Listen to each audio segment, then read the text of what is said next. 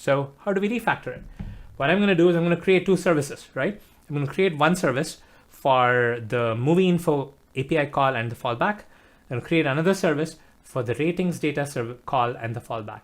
And again, the main call, which is annotated with the Hystrix command, and the fallback method both have to be inside the same class. But then whoever is calling either the main API or the fallback can be in another class. And it should be in another class for Hystrix to take effect. All right? So let's do that refactoring now. I am going to take, I'm actually going to create a couple of services over here. So I'm going to go to the top, and then I'm going to create two services. I'm going to call them, and then I'm going to create them later, right? So I'm going to auto-wire the movie, let's call it the movie info. This is going to be the service which contains that movie information call. And then I'm going to auto-wire, what do I call this? User rating. Let's call this user rating info. All right.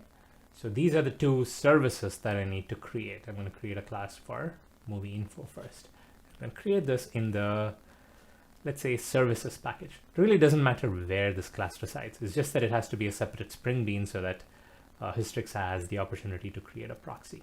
All right, so I've created movie info. Now I'm going to mark this as a service so that it becomes a Spring stereotype bean. And then I'm going to copy the Hystrix command and the fallback. All right. Get those two out into this guy here. Get all the imports as well. And then, of course, I need the REST template because it's making that API call. So I'm going to copy that and paste this here as well. Import it, please. Okay, sounds good. Now, this is good. We are done, right? So we have a separate class which is making the call. It has the fallback, and it has the REST template that it needs. Okay, good. Next, we're going to do the same thing for the ratings data service. I'm going to create a new class for this guy here in the same services package.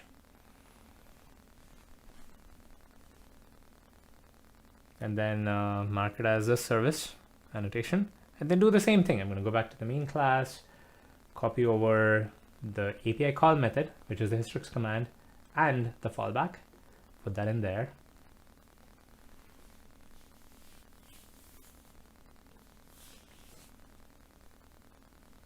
Then get the REST template. Then put that in there as well. So we are done with these two services. We've extracted these functionalities out into these two services. All right. Finally, I'm going to go back here, and of course I need to refer to, they're not local methods anymore. So I need to refer to them with the object instance. And now since I'm referring to them to an object instance which is injected to me, Spring has an opportunity to inject that proxy. So when I'm calling a method, I'm calling a method on the proxy. And I guess I need to make them public. These are private. Since they're in another class, I need to make them public.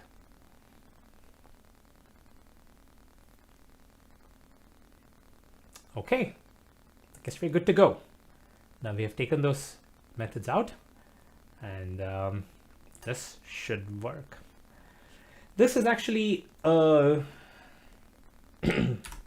think it's kind of a good idea in general to kind of take that functionality out, move it into a separate service, because you kind of get that isolation, right? You don't want to be doing a whole lot in your controller.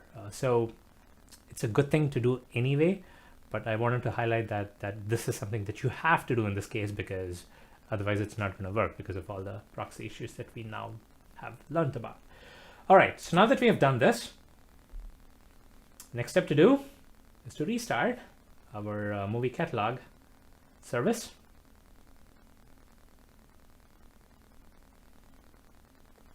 All right.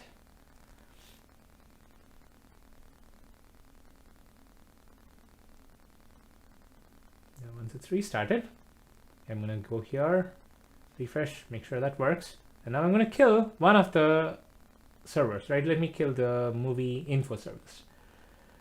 Now if I refresh, see here I get the fallback, right? I'm still getting live ratings. You see here I'm getting ratings 3 and 4 because the ratings data service is working, but the movie info is what's getting the fallback, right? So I'm going to start this back and I'm going to kill the ratings data service this time.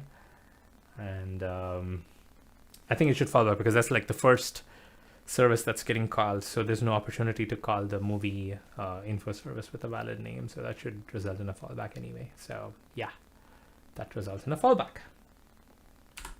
Isn't this cool?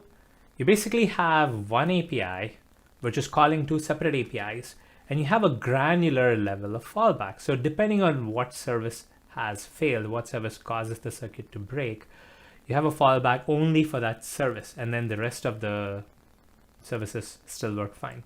So we have solved this in 2 levels, right? The first level is when one service is causing a problem, the other completely unrelated service should still continue to work, right? That's like the bare minimum, and we did that with circuit breakers.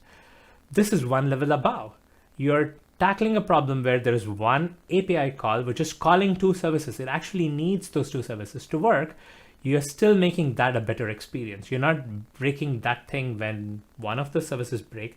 You're providing a fallback mechanism for one failure service while still providing valuable user information for the other service, which is actually working. All right. I think this is super cool. And this is Hystrix in action. I have simulated a failure case by bringing down the service like you've seen, but that's not necessary. You can simulate a failure case by causing timeouts to happen. I'm too lazy to do that right now, but kind of go over all those things right now. But give it a try. Actually, try out creating some artificial weights in your microservice method, and see what it takes to have Hystrix call the circuit breaker. Right? It's a good experiment to do.